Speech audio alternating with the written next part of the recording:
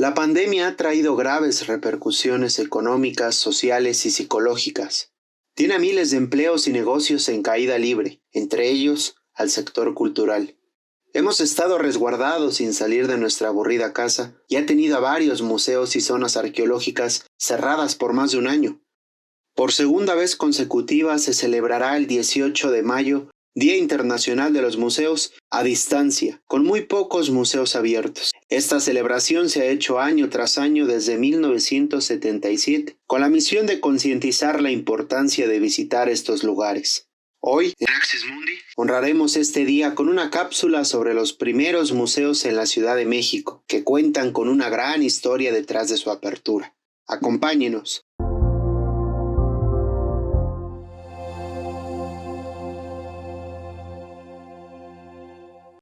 Las primeras colecciones mexicanas comenzaron a producirse en 1571, cuando los historiadores de Indias llevaban a cabo expediciones científicas, recolectando y describiendo numerosas especies de animales, insectos y plantas que, a juicio del rey Felipe II, le resultaban interesantes. El coleccionismo naturalista en la Nueva España tuvo su primer establecimiento formal en el Gabinete de Historia Natural, inaugurado por iniciativa personal del expedicionario José Longinos Martínez, el 25 de agosto de 1790 en la calle de Plateros número 89.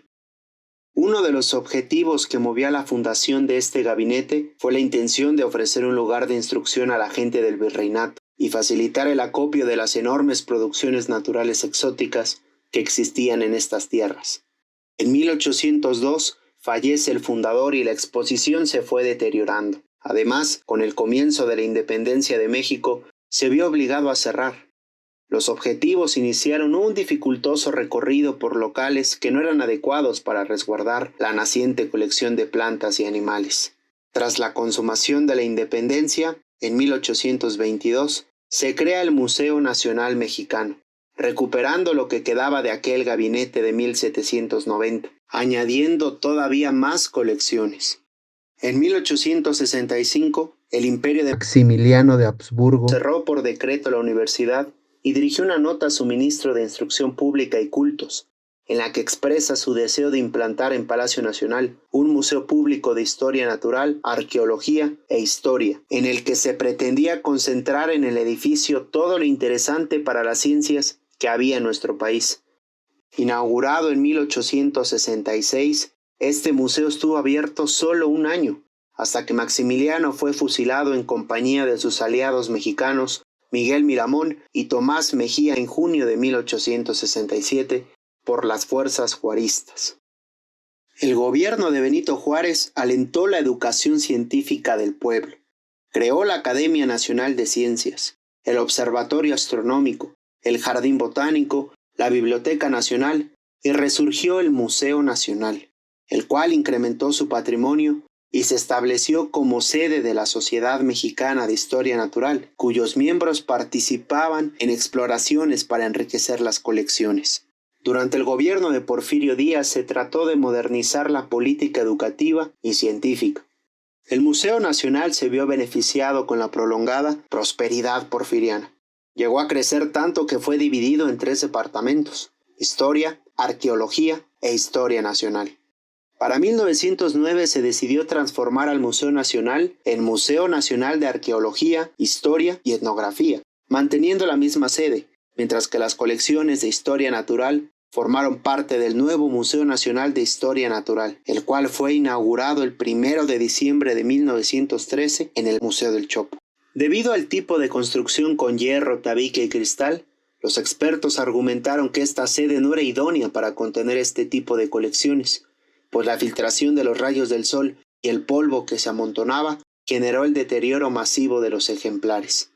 En 1929 la Universidad Nacional de México obtiene su autonomía y el Museo Nacional de Historia Natural pasa a formar parte de la ahora Universidad Nacional Autónoma de México. En el inicio de la década de los 40, la colección de historia natural, que estaba balanceándose sobre la tela de una araña y en el abandono, cerró sus puertas. Finalmente, el 24 de octubre de 1964, el presidente Adolfo López Mateos inauguró el Museo de Historia Natural en la segunda sección del Bosque de Chapultepec. El Museo del Chopo nació cuando la Compañía Mexicana de Exposición Permanente, S.A., estaba interesada en realizar exposiciones comerciales de productos industriales y artísticos, tal y como aquellas ferias de gran auge en pequeñas ciudades de Europa. La Exposición de Arte Industrial Textil, celebrada en Alemania en 1902, se llevó a cabo en una estructura modular diseñada por Bruno Morin. Este estilo modernista alemán generó interés en México y compró 3 de las 4 salas de exhibición del colosal edificio de Bruno. La estructura fue desmontada y embarcada para trasladarla a la Ciudad de México. Sus piezas llegaron en tren a la antigua estación de Buenavista, muy cerca del sitio que se había elegido para su construcción. La instalación de la gran sala culminó en 1903, muy cerca de la estación de ferrocarriles, ubicada en la colonia Santa María la Ribera, en la calle Chopo. Los vecinos comenzaron a llamarle el Palacio de Cristal por sus torres de hierro semejantes a campanarios, sus ventanales color violeta y su imponente pórtico, que hizo que el edificio se pareciera más a una catedral que a un centro de exhibiciones, muy parecido al Crystal Palace de Inglaterra, diseñado por el ilustrador Joseph Paxton. En 1909, el edificio del Chopo fue cedido para que la delegación japonesa montara una exposición con algunas piezas de arte industrial de su país, formando parte de las fiestas del centenario de la independencia. El 2 de septiembre del año siguiente, el presidente Porfirio Díaz inauguró la exposición de arte industrial de Japón en el edificio de la calle del Chopo, y ahí comenzó a ser conocido como el pabellón japonés.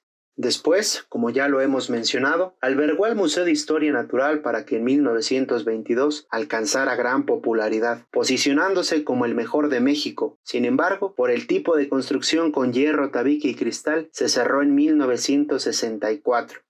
Luego de muchos años de abandono, se inició el trabajo de rescate del inmueble en 1973, cuando después de casi 2 años, el renaciente Museo Universitario del Chopo comenzó una nueva historia como espacio dedicado a la difusión cultural, particularmente del arte joven y experimental.